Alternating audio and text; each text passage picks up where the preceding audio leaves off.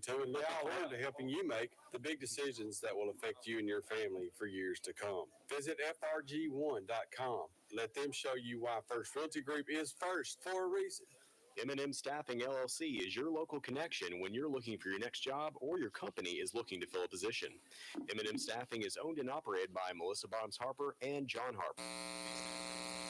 Multiple shifts and provide flexible services to assist their clients.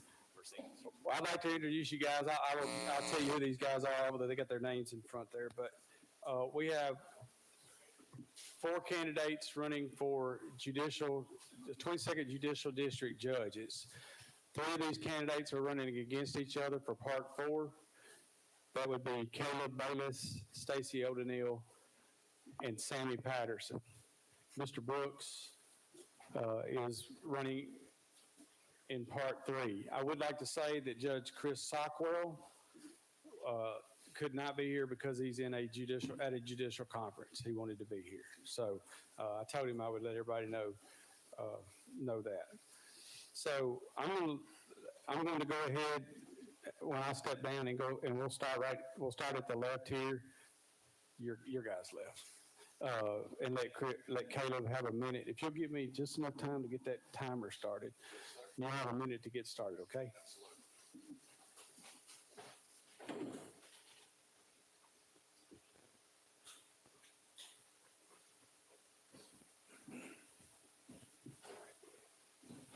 As he said, my name is Caleb Bayless, and I would like to start by thanking the Pulaski Citizen, UT Southern, for having this tonight, and each of you for attending. And the ones that hung around, I know Melissa and Graham was much more entertaining than we will be. You necessarily don't care about the judiciary if you don't have to deal with it much, but it is extremely important, and it's important what each of us have to say for you to vote. I currently work at the District Attorney's Office. I've done that the last 11 years, prosecuting crimes in the same 4 counties in which I'm running in. I've prosecuted homicides in 3 of the 4, and worked over 10,000 cases throughout my career with the District Attorney's Office, working in basically every capacity. I'm an assistant district attorney, but prior to campaigning, I was the chief deputy district attorney, and I would ask for your vote. And I would take any questions at any point after we get done with this if you have something that we don't cover here tonight. Thank you. Hi, I'm Stacey O'Donnell. On behalf of my cholesterol, I appreciate y'all letting us come without fish being fried. That's really helpful. I grew up in Lawrence County on a farm on the south side. I figured I like air conditioning a whole lot, and so I went to law school. Came home, did not know what I was going to do. Met Judge McGuire at Walmart. She offered to appoint me to criminal cases, and I took her up on that offer. That was 15 years ago. The first 3 years of my career, I absolutely hated it. Was miserable, decided picking cotton wasn't that bad. Started to close down my practice, had to come to Jesus with Jesus, where I was invited to put my focus on people instead of profits. I became a child welfare law expert. I represent children in foster care, adopted families, divorcing families, folks charged with crimes, folks guilty of crimes. Anything that affects children and family, I'm interested in. I'm asking for your support if you see fit to give it, because I want to bring my experience representing people to the court, because it does matter to all of us, whether you're there or not. Thank you. Hi, my name is Lee Brooks. I'm running for Circuit Court Judge in Division 3. As was mentioned earlier, that's different from these other guys that are up here. I was born and raised in Murray County. Right after high school, I served in the United States Marine Corps for 4 years. When I came home, I was a law enforcement officer for 14 years. Then I became a high school teacher and coach for 8 years during all that time, working full-time, raising a family, and earning my college degrees. Once I became an attorney, I had my own law firm where I represented people in civil and criminal matters, including almost 700 people who couldn't afford their own attorney. I then went on to become an assistant public defender, and now I'm an assistant district attorney in Marshall County prosecuting criminal cases. I'm the only candidate you're going to hear from. It's a military veteran that's testified as a law enforcement officer in jury trials and also conducted jury trials as both a defense attorney and a prosecutor. I'd appreciate your vote in August. Evening, I'm Sam Patterson. I'm from Murray County. I love Giles County. I've tried several jury trials down here.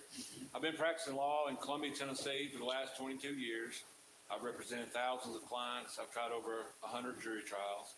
My practice includes the area of criminal law. I practice divorce. I child custody, adoption, civil law. I've had a broad experience in my 22 years of practice. I grew up in Columbia, Tennessee. I'm a product of Maury County Schools. I graduated from Columbia Central High School, graduated from the University of Tennessee at Martin, which used to be the smallest in the UT system, which is now UT Southern. And I graduated from the National School of Law. We got 2 children. I got my son here tonight, Will Patterson. He's a junior at Ole Miss University, and I have a daughter, Chloe, who is going to be a senior at Belmont University in Nashville. She told me a couple months ago she was changing her major, and that's not good, I guess, for a dad here. But I would, especially when they're a senior and changing their major. But I would appreciate your vote. I would appreciate your vote for circuit judge. I believe I have a lot of experience I can bring to the bench. All right, and if we're ready to get started, I want to make sure, Jason and everyone, that the record reflects that every other debate is going to be paneled by 2 preachers. And this is the one that Scott just didn't think was biblical to throw them to, all right? And so Jason and I will get started, and our questions are going to be a little bit more conversational because, ladies and gentlemen, y'all spend all day, every day talking, right? So we're looking forward to some great answers. Here's your first question, and this may come as a shock to many people in the audience, but here it is. Within the 4 counties of the office that you're running for, Maury, Wayne, Giles, and Lawrence County, at least from a numbers standpoint, you have some of the leading counties in Tennessee for divorce. You have some of the leading counties in Tennessee for drug crimes. And you have one of the leading counties for children entering into state custody because they're in dependent and neglected situations. So against this backdrop, what do you see as some of the biggest challenges in the way we're currently running our courts, and how will you address them? And we'll start with you, Caleb. Yes, thank you for the question, Chris. And probably both 1 and 3 are largely dependent upon 2, and it's the drugs. I mean, that is the main reason in which kids are getting taken from their families, and that's a large part of the reason for the divorce in our communities. And what the courts can do, if the pandemic brought us anything that was good, it was Zoom hearings through court, and the way to be able to more expediently see people, talk to people without having them in courts. And so I think that is a major thing that we can keep utilizing. One of the things that most of you probably don't know, but the 6 of us sitting up here on stage would know, is our district's been behind a circuit judge 1.13 based on the 1819 caseload study. And we have consistently been a full circuit judge behind for a long period of time. And that probably relates in large part to what he's saying there. But we were supposed to get one passed in 2019 with the drug-free zone changes. And of course, then before that, the pandemic occurs, and that got cut from that. And then we were supposed to get one this year that did not go in the governor's budget. But that would facilitate a lot, and we would probably restructure things within the judiciary at that point. But using Zoom courts and things of that nature to be able to see more people in the civil sense, and criminal dockets are what they are. They take up a lot of time, and you have to have trials ultimately if that's what the defendants choose. And so there are many different avenues to that, but I think that's some of the things that can address that. Well, this is right up my wheelhouse. I represent children in foster care. Friday, I'm going to do a termination trial, 2 termination trials regarding 2 kids. One came into custody because her father was a registered sex offender from 1984, and the other as a result of methamphetamine, being involved with a caretaker who had gained custody something about 8 years prior to the most recent case. So I filed to remove from a custodial grandparent because of methamphetamine. Mother was not able to reunify with her children because of methamphetamine, and then father's in prison, you guessed it, because of methamphetamine. When I filed to serve as circuit court judge, I did a little research because, quite honestly, I stayed in my lane. My lane is good. I like my lane. I'm good at it. It's fun. I get to see families come together. I get to protect children. It's a good job I have. And so it took a lot to decide to run for court, for circuit court judge part 4. When I started researching, I looked at all the case data from the past 8 years. I was shocked to learn that roughly, depending on the year, and Mr. Bayless had pointed out, and he was right, I was looking at the most recent numbers when COVID could have affected those numbers. When I looked at pre-COVID, the numbers were still pretty consistent, that somewhere between 84 and 87% of criminal charges each year are dismissed. And I don't know why, but I'd like to. As far as dependency and neglect cases come, I'm on the committee right now trying to revisit how juvenile court appeals are handled. Under the current status, if you found dependent neglect in juvenile court, you get to go to circuit court and have a brand new trial all over again. For me, that doesn't honor the system. It doesn't protect the children. It's not in the best interest. And quite frankly, it's a waste of resources that hardworking Tennessee taxpayers like you guys are putting into the system. We do need to focus on schools and infrastructure and wastewater treatment plants. We don't need to worry about second and third trials here in the same issues. And there's committees working on that. We have got to figure out a way to use the resources we have to more efficiently operate the court system. And I agree with Caleb that Zoom is important. COVID has shown us we can do things differently. But as a court system, we have to identify how we can better treat, better effectuate justice in a more efficient manner so we have better use of resources and folks in the community can depend on the justice system to work. I think you've got several different issues that are wrapped into that one question, and unfortunately, they cover different arenas. This district is a little different than the district I currently practice in that our circuit court judges in the 22nd are chancellors, they're circuit court judges, so they hear everything. In the district I work in, we have a chancellor and we have 2 circuit court judges, and they don't mix. So the circuit court judges in the 22nd are at a little bit of a disadvantage. Now, I think as far as the juvenile issues are concerned, Zoom hearings are absolutely the way to go. You can get a lot more done than waiting on attorneys who want to stand around and gab in the courtroom, getting out of the way of the next party coming along. You just click them off and move to the next one. Unfortunately, that doesn't work in criminal court because our state Supreme Court has issued a ruling that you cannot have a criminal hearing where witnesses are not present in the courthouse. So they have to come to court. And if you can't get them in there, then you're just stalled. I think one thing that will move the needle as far as clearing dockets a little faster, I practiced private practice in the 22nd before I went to the 17th. And I can tell you in the 17th, if you come to circuit court, you're going to have about 30 days to decide whether or not you're going to settle that case or we're setting it for trial. That's it.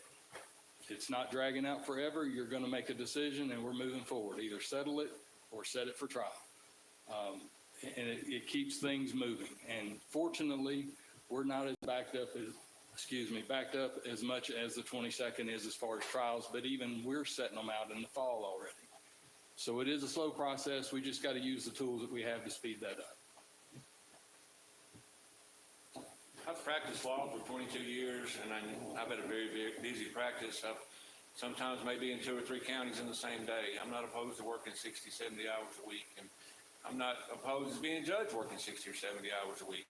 We do have a lot of problems with drugs in our counties. We have a lot of problems with mental health, I think, is another thing that wasn't brought up, and of course they kind of go hand in hand. I think as a judge, though, it's a little bit from it's different from being a lawyer. A lawyer, you're in there arguing for your clients, and a judge, you're in there listening. And I think a judge needs to be a good listener. I think you need to have patience, and I think you need to respect people. And I don't think you can put every person in the same boat because all cases are different. You have to look at the facts of each and every person's case. You have to listen to the facts of their case, and you have to apply the law to their cases. There may be some people, obviously, who are lifetime drug offenders and doing, bad things that need to be put away in jail. On the other hand, there may be a certain case of a person or a certain type of person that, has never been in trouble in their life. They're 50, 60 years old. They made the mistake of, stealing it at, shoplifting or something. And that's a totally different kind of case. And they can be rehabilitated. I think we need to look at other services such as drug court that we have going on to try to place people in there for treatment. And I think we also have a big problem with mental health that needs to be addressed. I don't think there's funds out there right now, or that doesn't appear to be funds, but there's a lot of mental health issues in our court system. They go hand in hand with juvenile and divorce cases, et cetera. But as judge, if I'm elected, I will work hard, be a good listener. I'll treat everybody with respect. and, try to make the right decision and, go home at night. I'm sure I would worry about cases. Did I make the right decision? Did I not make the right decision? But like I said, I think I would do a good job at it and would try to hear each case on an individual basis and try to do what's best for the people of the state of Tennessee. All right, next question. So I've been in practice 23 years, and I can tell you that I don't know everything there is about the law. And judges come from being lawyers, and most of them being in practice. And so I want to know, and I want you to tell everybody here, what is your strong suit? And for that matter, what is your weak suit? In other words, what are you good at, and what do you think you'll be good at when you take the bench, and what are you not so good at or not as experienced in that maybe you need help with? And as part of answering that question, we've all seen this as trial lawyers. What are you going to do as a judge when you come across an issue and you're in a hearing and you simply don't know the area very well? What are you going to do at that point when you don't know what the law is right then and there? And so I think we're starting with Stacy. Oh, good. I think my strong suit is 15 years of practicing and representing people. My strong suit is growing up on a farm where you didn't have the answers. You're on the backside and the tractor breaks down. You got to figure out how to get home one way or two or three. My strong suit is having to make hard decisions. I came out of law school and opened my own practice. Every case that comes through my law firm has my stamp on it, whether we win or lose, whether it's a good decision or a bad one. I've had to, I've had some bad decisions come through. I've made some bad decisions for my business. I've made some good decisions for my business, but they were mine and I got to live with them. My strong suit is that I know what it's like to look at somebody and have to tell them hard things. I've looked at parents and said, you're not going to get to take your kid home today if I have anything to do with it. That's hard, but it was necessary. Those are the things I'm good at. I've never been a judge before, so I hate to speculate as to what I'm going to be real good at or real bad at. I do know and trust that, so when I found out Jason Watley and Chris Williams would be moderating this particular debate, I wondered what I had done to Jesus, because there are two lawyers in the 22nd that are known litigators, more than any, and with all due respect to all of us, they're good at their jobs. And so I wondered what we had done. But, I rely on folks like Jason, like Chris, like Sammy, Lee, and Caleb, like our other colleagues. I rely on my family. I rely on my community to say, hey, why did you do that? That decision doesn't make sense to me. And I can promise that if I find myself in a place where I don't know what to do, we're going to make it right. I'm going to work hard to make it right best I can. I'm going to do the best I can to research if I need to, rely on colleagues to provide me with the law. I mean, lawyers get paid. Let them do their jobs. Tell me what I don't know about this. Educate me so I can educate myself, so I can serve my community well. Thank you. I think obviously with the qualifications I spoke to you earlier about, my strong suit is absolutely 100% in the criminal law arena. That stems from my law enforcement experience as well as my experience in criminal defense and criminal prosecution. I won't say I've seen every issue come up in court, but I've seen a great number of them, and I've been in front of a lot of different judges to see how they rule on things. My weakest area would be the civil law. I was in private practice and handled some civil law matters, but it wasn't a big part of my practice. Now, that being said, I think the best thing that any judge, no matter how long they've been, one, they need to be prepared for what issues may come up. Those motions have to be filed ahead of time. You should already know what's coming up. Very few of them should be an absolute total surprise. You should already know this person's going to raise this issue, and I need to at least have some foundation that I can look at to be able to apply it. And that needs to be done ahead of time. That shouldn't be done while you're sitting on the bench. If you've got 12 people sitting in a jury box, they're not going to be too happy if they're waiting on you to go look something up or make a phone call. Now, that being said, if you're just having hearings, there's no jury there. If you need to take time to look it up, by all means, recess the court, go look it up. I absolutely agree with Stacy. Let the lawyers be lawyers. In fact, expect the lawyers to be lawyers, and they may need to educate you. And part of that means you have to listen and not talk. I think that's important, and I'm not sure that happens quite enough. But that's how I would handle it. A quick follow-up. I want to I want to go back to Stacy real quick for this quick question as part of this. On a scale from 1 to 10, with 10 being expert, where are you in the rules of evidence? Each of you get to answer that question. Now, before Sammy gets a turn to tell us all of his good things. Yeah. Well, it depends on who you ask. I'd say I'm a solid 8. I use it a lot. In juvenile court, you try a lot of cases, and I have to deal with hearsay exceptions and policy and local rules and procedural issues. So I would say an 8. If you ask Jason, I'm probably a 4. If you ask Judge Hargrove, a 1.5 at best. But they're easy to find. All right, Lee, go back to you.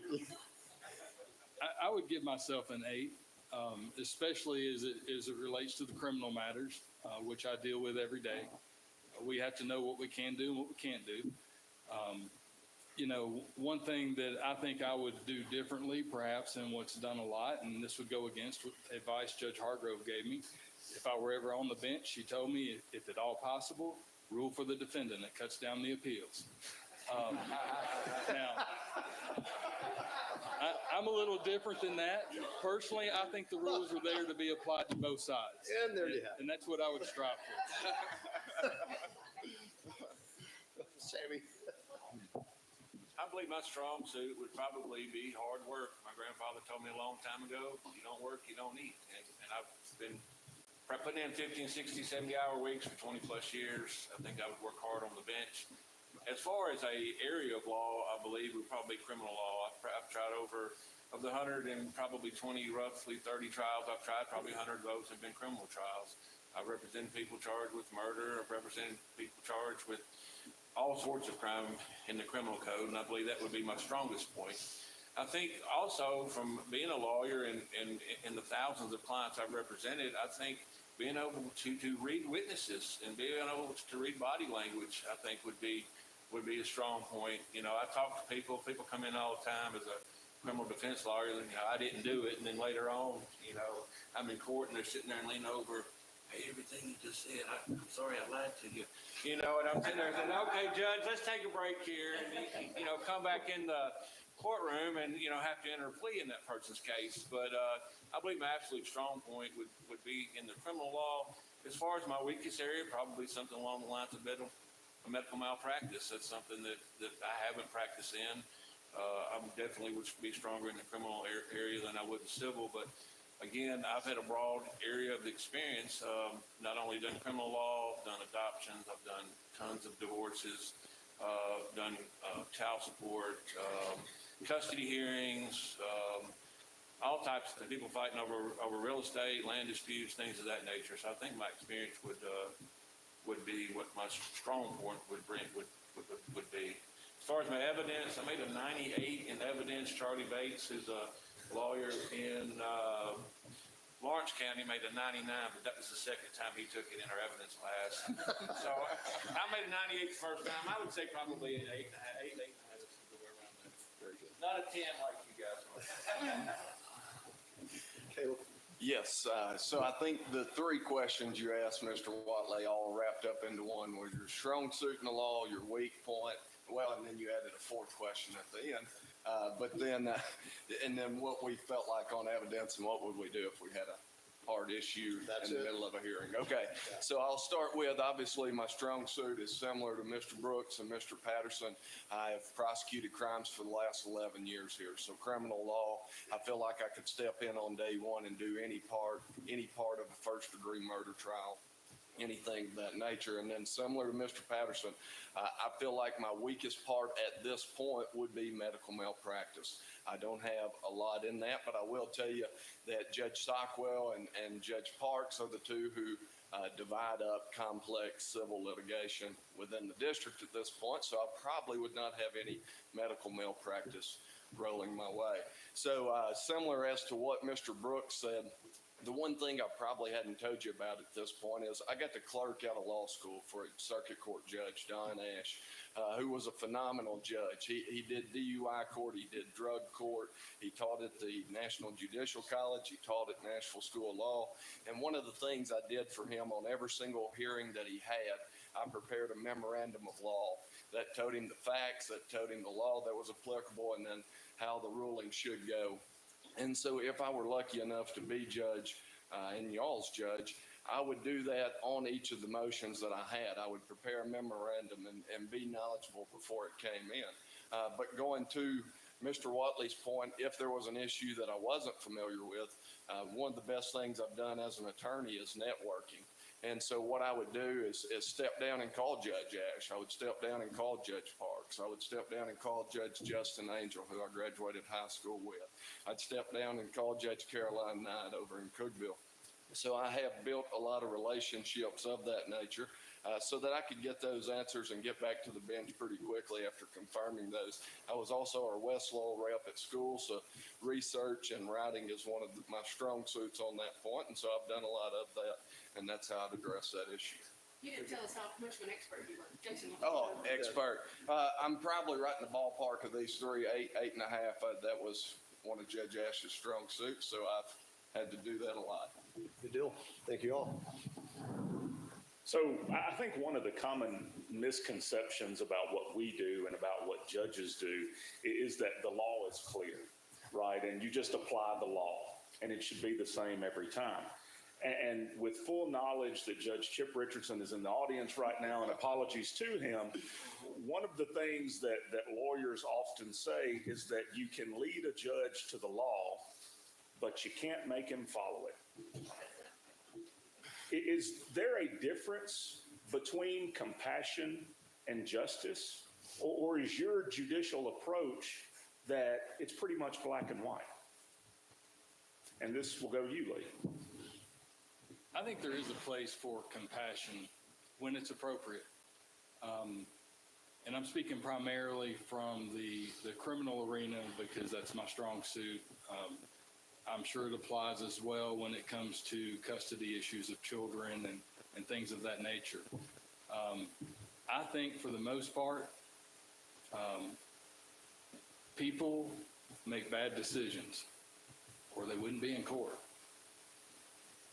And I think most of those people probably deserve a second chance. That's where the compassion comes in. I think that's also where the compassion ends. I have no problem giving somebody a second chance. I do have a problem giving somebody a third, fourth, and fifth chance. A very smart attorney told me one time that the rules of our society do not require us to be excellent. They only require us to be decent. And the rules are pretty simple. We all learned them in kindergarten. Keep your hands to yourself. If it's not yours, don't take it. If we could just follow those two simple rules, we wouldn't even have court systems that are backed up. That being said, though, with the drug problems that we've got, people are going to find themselves in circumstances where they've made a bad choice. That's okay. You know, I still think we don't have to go straight black and white, right down the letter of the law. We can go outside the box sometimes. That needs to be stopped at the second chance, not the third, fourth, and fifth. Judge one time, actually it was Judge Matthews in Columbia, it was judge a long time ago, said that you have to temper justice with a little mercy. And I think that's true. I'm a Christian. You got the Old Testament, in the Old Testament of the Bible, they've got rules, and it was, A, B, and C, black letter law. But then you've got in the New Testament, you've got Christ, and he talks about forgiveness. So I think that there is a place for mercy, definitely in the law. I think that there's certain people, as I had stated earlier, that obviously need to go to prison. People that have done serious crimes, that have done rapes or murders or things of that nature. And I also agree with the lead. There's people that get on probation and they come up there for a second time and a third time and a fourth time. And at some point they got to pay the piper. And you've got to, put them in jail to learn. It's a learning experience for many. I think that at times you have to have mercy. And I think judges need to treat every case individually. You need to listen to the facts. Not all cases are the same. I'm not coming down on some judges, but I know some judges that take a cookie cutter approach. It's your first violation, you're doing 30 days in jail. It's your second, you're doing 90. And that shouldn't be that way because people are different. Their cases are different. What they did is different. Some of the stuff in their background is different. And so I think there is obviously a portion of the law where you can be lenient. But at the same time, you have to be strict, you have to be firm. At the same time, you have to respect people to earn their respect. But again, I think there is a place for mercy, but at the same time, if they've done a serious crime, then they need to serve time, they need to be punished. What I believe. Caleb? Hopefully, as humans, we all have compassion in everything we do, and compassion can be looked at many different ways, but I think our society would be a lot better off if we were more compassionate as a group, just in general. In regards to kind of what Chris is talking about there, I think the number one key to being a judge is being consistent. We have a lot of fantastic attorneys in this district, and we're very fortunate for good representation, both on behalf of the state and children and defense and all that. But if you're consistent as a judge, it allows the attorneys to work a lot of stuff out and cut out some of the process because they many times know how you're going to rule in certain matters. I agree completely with what Mr. Brooks said in regards to, everybody can make a mistake on occasions, but how many times do you have to make a mistake before you get burnt? I mean, how many times do you got to stick your hand in the oven?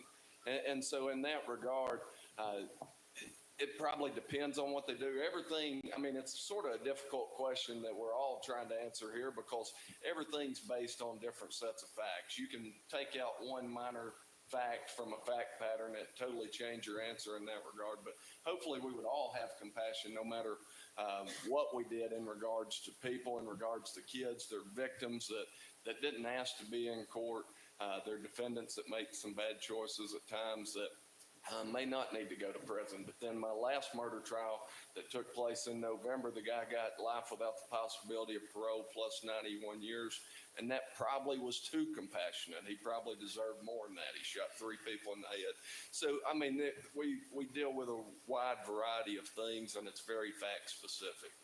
So hopefully that covers some of what you're looking for. It does. Thank you. And before Stacy gives her answer, I want to make sure that everybody knows that she chose to come here tonight, even though it's her birthday. So she is here with us, and now we will hear her riveting answer to this question. Thank you for that. Happy birthday. Thank you. I appreciate that. Y'all ain't the beach, but I do like to do new Should we things. sing? We can get to that if you want to. Y'all don't have to. It's fine. I appreciate you having me. This has been fun. I enjoy it.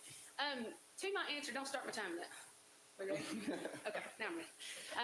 I'm all for grace and mercy, but that can't start until accountability does. You've heard 3 answers from 3 folks who focused on criminal law.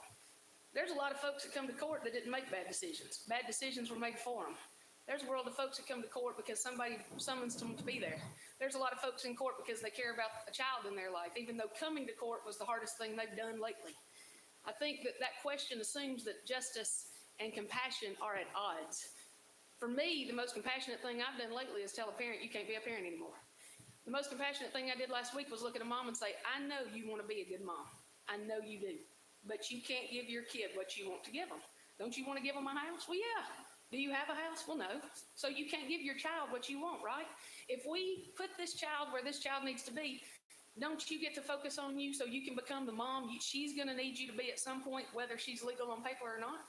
If we look at a defendant and say, the court decides whether or not you get a second chance, instead of saying, look, you made a bad decision or you didn't make a bad decision. It's not mine to say whether or not that decision was good or bad. As a judge, it's mine to say the elements of the crime have been met, you have been found guilty or not, period. It's my job as a judge to assign a sentence to that if a person is convicted.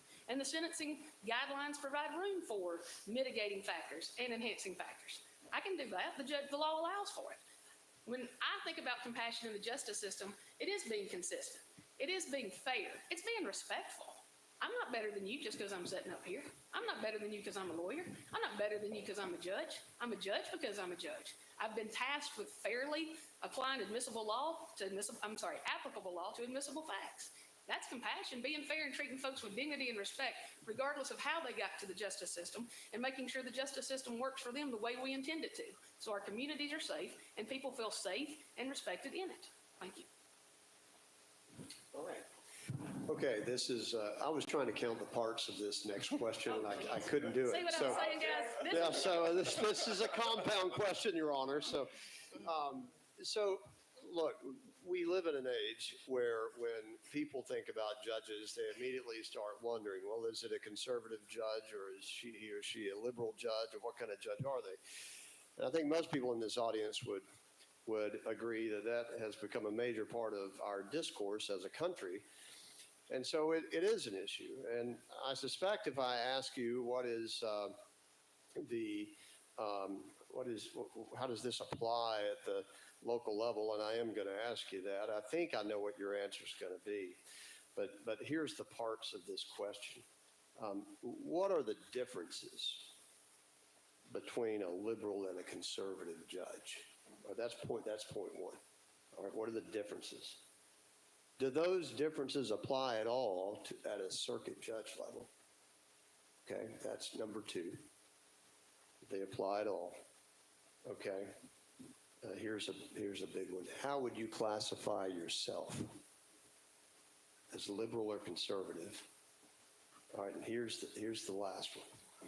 I told you there's a lot of parts here. It's an objectionable question, but here Scott, do you you go. provide pads so that we can take down notes for All right, Jason? look, I'll go back over it. I promise. And Sammy gets this one first. This is They're good. supposed to be done This is in going to be 3 a lot of hours, fun. But no, here's the next one. So what we know is that appellate judges come from trial judges.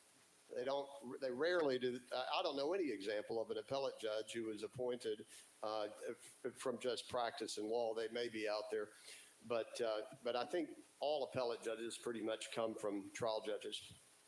So one or more of you might be an appellate judge one day, might sit on our Supreme Court, might even be appointed to the federal bench from the state bench. And so as we go up the ladder, clearly it matters. At least some people perceive that. Most people do. We have decisions like Obergefell that most of us talked about with gay marriage. We also have decisions recently, Roe v. Wade might be overturned. And so these things become more important to lay people. And so, again, the questions are, Sammy, here you go. All right, so what are the differences between a liberal and conservative judge? Do they apply to a circuit judge at all? What are you? And what about on the appellate level? How important is that? All right, go ahead. It's all you. I'm going to answer them out of order. I view myself as a conservative. As far as does it apply to a circuit judge? I think it does, and I think it does matter, but it matters the more you go up the rung. Obviously, the United States Supreme Court or the Tennessee Supreme Court, whether somebody is liberal or conservative, is going to matter much more because they are the ones who make the decisions that the lower courts have to follow. Basically, as a judge, you have to follow stare decisis, which means prior precedent. And a lot of these issues have already been decided, such as Jason has said, as far as gay marriage or as far as various kind of controversial things that have come out. Those aren't going to be decided by a circuit judge. They've already been decided. And as a judge, I will apply the law, and I'll apply it fairly, we'll apply it equally. If the Supreme Court of the United States says that the law is such and such, then I've got to, follow that law, even if I don't agree with it. If you take an oath as a judge to follow the law, whether you agree with it or not. So as you go higher, yes, it makes a difference. I don't foresee myself ever being on the Supreme Court or being a federal judge. I would rather be a trial judge. I love people. I like interacting with people. I love people here in Pulaski and Murray County and Lawrence County, and I don't foresee myself going up the ladder. So like I said, I don't think it makes as much of a difference at the trial level as it does a much higher level, is my answer. Okay, thanks, Sammy. Caleb. Okay, I think I'm going to start with number 2, which I believe was, does being a liberal or conservative judge apply to circuit? Right. Probably not, except for the fact of, obviously, I am the Republican nominee sitting up here for one position, so that puts me at odds with maybe all 3 of these. I wish the other judges were here, considering the other 3 incumbents are also the Republican nominees, and actually all 5 people coming before the 22nd.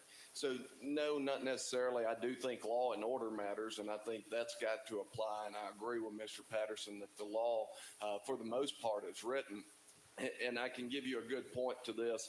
While I was clerking for Judge Ash, there was a case where I'm almost certain that the individual killed his wife after 60 years, but they never found her body, and she was charged, or he was charged with tampering with evidence. What he had done was place a bike in the back of her vehicle before he reported her missing, take it to Walmart, and this State versus Glover Palmer Smith ultimately went to the Tennessee Supreme Court. And so this was before he called her in missing. So he gets tried, convicted by a jury, and I have to write the same memorandum of law for Judge Ash, and I determine the way the law is written, it says pending or in progress. So my determination and what I put in my memorandum of law was that the investigation was not pending or in progress. And Judge Ash had to make a very unpopular decision and overturn this conviction. And ultimately that goes up to the Tennessee Supreme Court, and they say pending means impending there. And I've got to hurry through this part because I've got 30 seconds and Jason's got me 15 more questions to answer. So I'll tell the rest of that to any of you that want to know afterwards. Going back to the first one is a conservative judge and a liberal judge. We've all watched Supreme Court hearings. That probably applies there. In regards to the third question, which was? Well, how would it impact you as a trial judge? If you go up, how would it impact you as an appellate judge? I think it starts making more difference there because you're interpreting law if you go up. And then the fourth question. Well, that was sort of it, but Okay. where do you see yourself? And obviously I am a conservative. I'm the Republican nominee. All right. Okay, Stacey Odom. Okay, so I will also have to ask for help on this. As I understand it, when I signed up, of course, I had to consider if I was going to run on a party ticket or not. And in doing so, I tried to educate myself on politics because I'm not a very political person. That lasted all of 20 minutes before I remembered I'm not a very political person. And so I'm a candidate, not a politician. Based on my research, conservative means traditional and less government's better. Based on my research, liberal means not afraid to change and more government's necessary in order to effectuate human rights. Parts of both positions I like, parts of both positions I disagree with. I don't consider myself one or the other because I'm running as an independent. For me to sit up here and tell you I took a particular view would cause you to question what my decision would be if you walked in front of me. You come in as a divorce party and you feel like I'm one way and you're the other, you might feel like my decision was based on our political views instead of the law. And that ain't right and not why I want to run. I'm running as an independent because I am. My mother will tell you, she's sitting right there on the fifth row back. She was complaining about it on the way over, if you can believe that. At the trial level, as much as I appreciate Jason's forward thinking, I need to get to one spot before I start worrying about the others, and that's trial court. At the trial court level, I think it's important that the law apply. And I happen to have gotten a list of topics, but not necessarily questions, and I looked up specifically the case law that I would be obligated to follow if a law comes before me. State v. Collins says we examine the language of the statute, its subject matter, the object and reach of the statute, the wrong or evil which it seeks to remedy or prevent, and the purpose sought to be accomplished in its enactment. But that's in the law. I would read it. Friday I'm having 2 trials. I've done told you. I filed the pleadings to start those trials. I didn't use conservative law or liberal law. I used Tennessee law, and that's the law I'll apply as your circuit court judge. Thank you. Thank you. So, Mr. Timekeeper, we've got Lee, who's going to give his answer. Are we good for one more question after that, or? Yeah. Okay. I'll ask it, so it'll be short, okay, I swear. You should have seen his face when he said that. Let me preface my answer to that question, and somebody keep me on track if I answer the whole thing. Mr. Bayless and I, we are friends. We were friends before we decided to run for judge. We both know each other's positions, so my answer will certainly not intend to be disrespectful toward him. I've actually had this exact debate with people at events. One particular gentleman wanted to come ask me about this very thing, and here's my answer. We should not have Republican or Democrat judges, period. They should be independent. How many of you are tired of hearing about Bush judges or Obama judges or Trump judges? They're just judges. They're interpreting the law, and that's what we're supposed to do. If you wanted to pin me down political-wise, I've voted Republican in 14 primaries since I've been eligible to vote since 1986. But I'm not running as a Republican candidate. I am an independent candidate because I don't believe that you need the R to be a judge. You don't need the D to be a judge. If that's necessary, then are you actually applying the law as it is, or are you applying that party's standards? And I think it needs to be just a judge. Read the law and apply it, period. As far as me on the appellate level, this is the pinnacle of my career. If I reach the circuit court level, this is it for me. So I haven't even thought about how my politics might affect me at the appellate level because I have no intention of going there. If you elect me as your judge, you're going to be stuck with me until I retire. Thank you. So, ladies and gentlemen, these folks are running a 4-county race, unlike all of the other candidates you're going to hear. And those 4 counties are Murray, Giles, Lawrence, and Wayne counties. And in addition to the crowd here tonight, candidates, which has been great, and thank you all for showing up, there are great numbers watching online right now, and quite frankly, critiquing Jason's question. And there is a big crowd at Kitchen 218 watching on a live stream right now, and they've been texting in their opinions and questions they want. And we've asked you questions to uncover your judicial philosophy, how you're going to be on the bench, what you're going to bring to being a judge. But this is going to be archived for voters all over the 22nd Judicial District after tonight. So why do I get to wrap it up? This is so unfair. I thought you were going to be short. Exactly. So here's the question that's going to go long after tonight.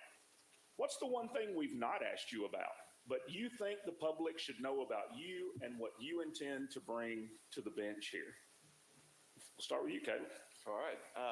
One of the things I think I'll bring that, and I'd like to reiterate, I'm not running against Mr. Brooks. It's Mr. Patterson, Ms. O'Neill, and I in part 4.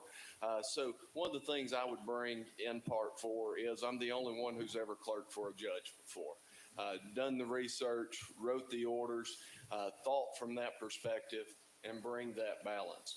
One of the things that I think is necessary to have on the bench, and I've already told you I work at the district attorney's office, and I've done that for the last 11 years.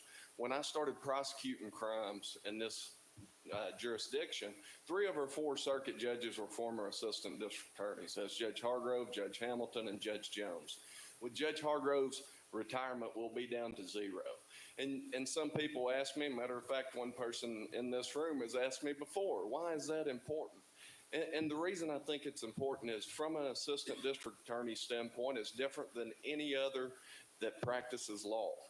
Our job is not to represent a single individual. When Ms. O'Neill goes to her cases or Mr. Patterson goes to his cases, they're supposed to do what's in the best interest of their client. That could be against everybody else in society's interest at that point. However, that's their role, and that's a necessary role in the system. They're supposed to do what's in that person's best interest. As an assistant district attorney, my job is to seek truth and do justice. And so I think that provides a unique perspective from a judge, and I think it's the perfect training ground for the judiciary because your job is to do what's right. I'm fortunate for 12 years as an attorney to go to work each day and attempt to do the right thing.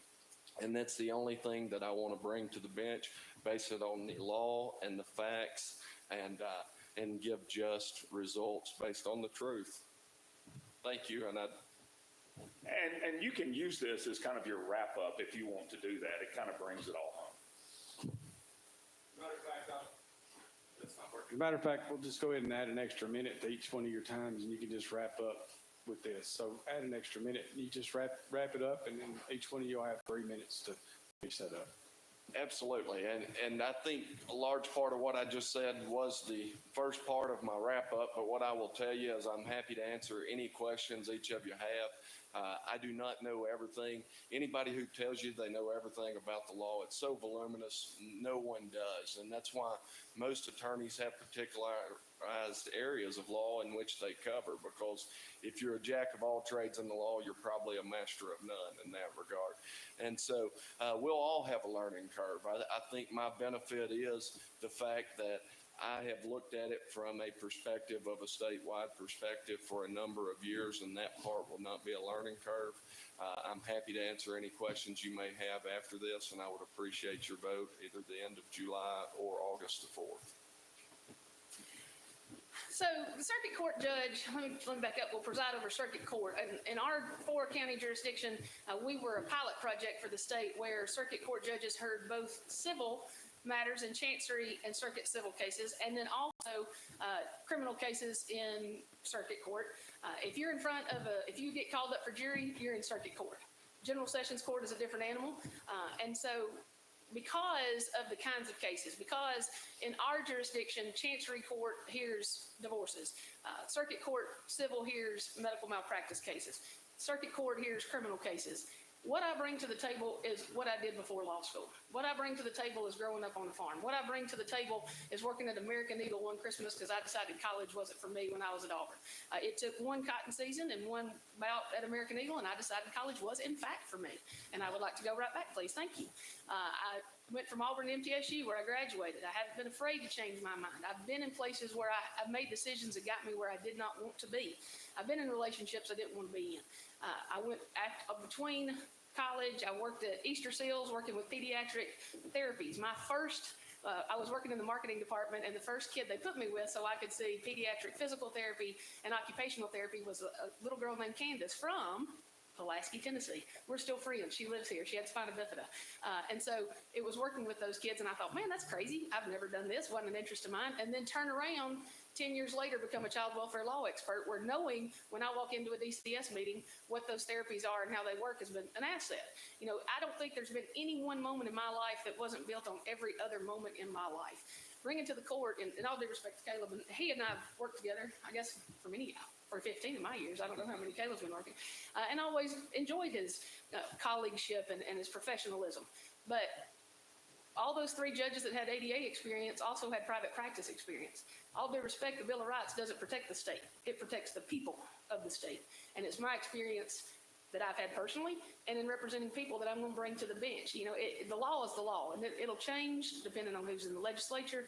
It'll change depending on, you know, what laws are in effect at the time, whether it was passed last July, this July, and it'll be applied the same. And I'm with Caleb. I'll research and learn whatever. And if you know it all, you don't.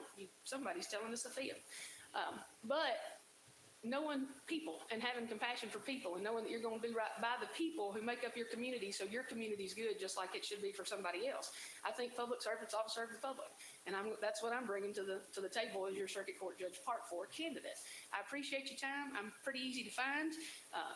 Google, it's everywhere. Facebook, 762-4012. Call and ask any questions or run into me wherever. But I appreciate your support, any you see fit to give, and I'm happy to answer any questions you have. Thank you. I think I bring a lot of things to the table. And again, I want to reiterate that I'm not running against any of these 3. Okay. But one thing I think I bring to the table is a lifelong habit of hard work. It's hard to work full-time in a career and raise a family and go to college, much less go to law school. There may be more, I guess, high power, for lack of a better word, pedigrees than what I have, but you're not going to outwork me. You may have a prettier piece of paper hanging on the wall, but you're not going to outwork me. So I bring that to the table. I bring to the table a lifelong public service. This is all I've ever done. I was a Marine, I was a police officer, I was a teacher. Even when I was in private practice as an attorney, I still represented people by appointment who couldn't afford their own attorney. Then I became the assistant public defender, and now I'm a prosecutor. I have always served something bigger than me, and I think that's important. I think another very important aspect that we've all kind of hit on, honestly, we have probably talked more tonight than we will for the next 8 years. because it's not about the judge talking.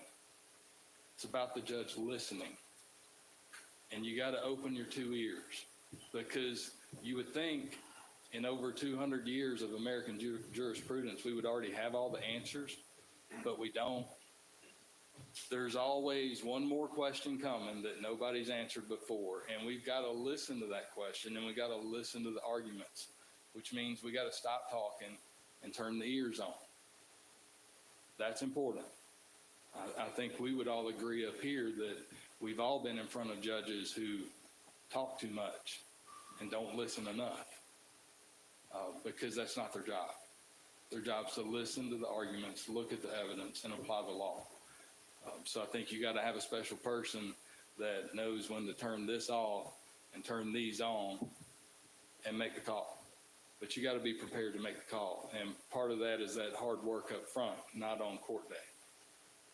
That's what I bring to the table. I think what I bring is hard work and experience. I've had a variety of jobs, not just practicing law 22 years, but it's kind of like Lee here. I worked full time, went through law school at night, helped raise a family. I've worked for a person building houses. I have done accounting for a home health company. I have worked at Enterprise Rent-A-Car, renting out cars. I actually opened up the office in Columbia. But I've practiced law, something I've always wanted to do, and I think my experience, I think my age, I don't mind telling you, I'll be 51 this Sunday. I don't know how old Stacy is. Happy birthday. But I think with age, you get experience, and you look at things different at 50 than you do at 20 or 30. And I think my experience in the courtroom is what I bring. I've tried lots of cases. I have tried murder cases. I have tried rape cases. I have tried kidnap cases. I have tried all kinds of cases, and I've been in the courtroom, and that's what you want to judge. You want to judge the experience. You want to judge that's in the courtroom. You want to judge who's been there, who's been in jury trials, who's heard divorces. I've had a vast array of cases. Not only have I done criminal law, but I've done hundreds, if not 1,000, probably divorces and child custody cases and adoptions and all kinds of law. And I believe I can get on the bench from day one and be able to send the bench and be well versed in the law and be able to take control of the courtroom and run an efficient courtroom. We can try to be better. Just because some judges work till 4 o'clock, I don't mind working till 6 or 7 or 8 o'clock at night if it has to get it done. I don't mind coming in on Saturday if I've got to come in on Saturday. I just promise that I will treat everybody with respect. My grandfather told me a long time ago, I put on my britches just like everybody else does.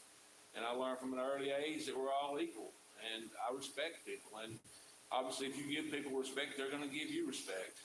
And I think I bring that experience and that courtroom experience and life experiences to be able to be a good judge and to be a good judge of character and to be a person who can listen and listen to each case individually and not be biased or prejudiced. Not saying that anybody on this panel would, but you can't show bias or prejudice as a judge. You've got to be neutral. That's why they appoint a circuit judge for 8-year terms. That's why they appoint the U.S. Supreme Court judges for a lifetime, because they're supposed to be independent. They're supposed to be impartial.